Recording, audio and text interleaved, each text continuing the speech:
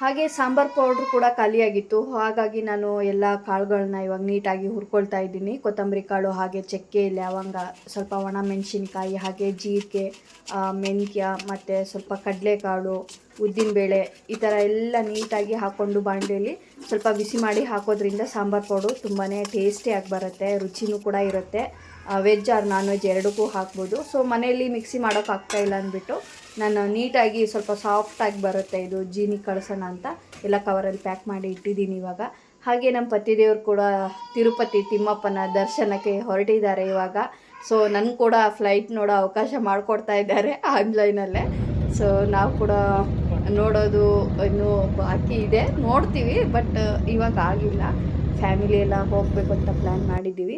So ಸದ್ಯಕ್ಕೆ ನಮ್ಮ ಯಜಮಾನ್ರೆ ಇವಾಗ ಹೊರಟಿದ್ದಾರೆ ಫ್ರೆಂಡ್ಸ್ ಜೊತೆ. ಹಾಗಾಗಿ ಸೊ ನಾನು ಫ್ಲೈಟ್ನ ಯಾವ ಥರ ಇದೆ ಅಂತ ಎಕ್ಸೈಟ್ಮೆಂಟ್ ಇತ್ತು. ಸೊ ವಿಡಿಯೋ ಕಾಲ್ ಮಾಡಿಬಿಟ್ಟು ತೋರಿಸ್ತಾ ಇದ್ದಾರೆ. ಸೊ ಫೋನ್ ಅಲೋ ಇಲ್ವಂತೆ ಅಲ್ಲಿ, ಅದ್ರ ಗ್ಯಾಪಲ್ಲೇ ವಿಡಿಯೋ ಕಾಲ್ ಮಾಡಿ ತೋರಿಸಿದ್ರು. ಸೊ ಪೂಜೆ ಇನ್ನೇನೋ ನಾಳೆ ಶುರು ಆಗುತ್ತೆ ಮನೆಯಲ್ಲಿ. ಸೊ ಸ್ವಲ್ಪ ಬೇಗನೆ ಮಾಡೋಣ ಅಂತ ನಾನೇ ಸಂಜೆ ಟೈಮ ಪೂಜೆ ಎಲ್ಲ ಮುಗಿಸೋಣ ಅಂತ ಅಂದ್ಕೊಂಡೆ. ಯಾಕಂದರೆ ಮಗಳು ಹಿಡ್ಕೊಂಡು ಕೆಲಸ ಮಾಡೋದು ಅಷ್ಟು ಈಸಿ ಅಲ್ಲ.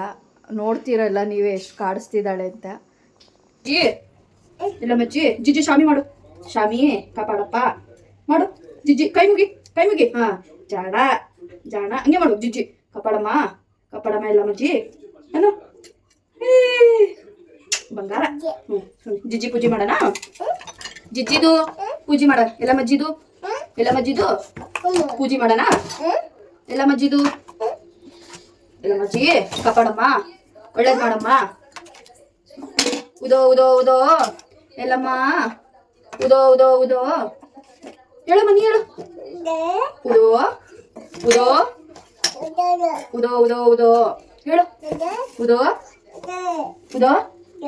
ಎಲ್ಲ ಮಜ್ಜಿ ಕಾಪಾಡಮ್ಮ, ಹಾಯಿ ಮುಟ್ಟಬಾರ್ದು. ಹಾಯಿ ಏನು ಹೇಳು, ಹಾಯಿ ಮುಟ್ಟಬಾರ್ದಪ್ಪ. ಹಾಯಿ ಮುಟ್ಟಬಾರ್ದು.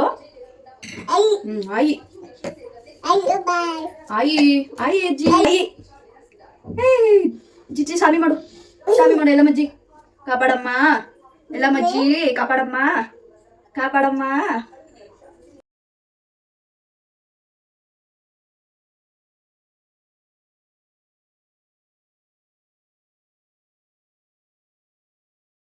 ಸೊ ಇವಾಗ ಎಲ್ಲ ದೇವ್ರುಗಳನ್ನು ನೀಟಾಗಿ ಒಂದೊಂದೇ ತೊಳ್ಕೊಂಡು ಇಟ್ಕೊತಾ ಇದ್ದೀನಿ.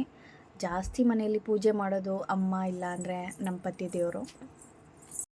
ಸೊ ಮಗಳಿಗೆ ತುಂಬ ನಿದ್ದೆ ಬರೋ ಥರ ಕಾಣಿಸ್ತಾ ಇದೆ ಅವಳಿಗೆ. ಸೊ ಆ್ಯಕ್ಟಿವ್ ಆಗಿರೋಳೆಲ್ಲ ಫುಲ್ ಇವಾಗ ಡಲ್ ಆಗಿಬಿಟ್ಟಿದ್ದಾಳೆ, ನಿದ್ದೆ ಮೂಡಲ್ಲಿದ್ದಾಳೆ. ಯಾಕಂದರೆ ಅವಳು ಮಧ್ಯಾಹ್ನ ಮಲಗೋದು ಸ್ವಲ್ಪ ಲೇಟ್ ಆಯಿತು. ಹಾಗಾಗಿ ಸೊ ಪೂಜೆ ಮಾಡ್ತಾ ಇದ್ದಂಗೆ ಮಲ್ಕೊಂಡ್ಬಿಟ್ಲು ಅವಳು. ಸೊ ಫೈನಲಿ ಪೂಜೆ ಕೂಡ ಮುಗೀತು. ಇನ್ನೇನು ವಸ್ತಿಲ ಪೂಜೆ ಒಂದು ಬಾಕಿ ಇತ್ತು, ಅದನ್ನು ಕೂಡ ಮುಗಿಸ್ಕೊಂಡೆ.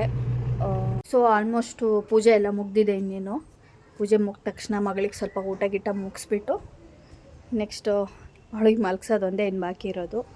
ಹಾಗೆ ಯಜಮಾನ್ರು ಕೂಡ ಪ್ರಸಾದ ಕೂಡ ತೊಗೊಂಬಂದಿದ್ರು ತಿರುಪತಿಯಿಂದ, ತುಂಬ ಚೆನ್ನಾಗಿತ್ತು. ನೆಕ್ಸ್ಟ್ ಟೈಮ್ ಐ ಹೋಪ್ ನಾವು ಹೋಗ್ಬೋದು ಅಂತ ಪ್ಲ್ಯಾನ್ ಮಾಡಿದ್ದೀವಿ.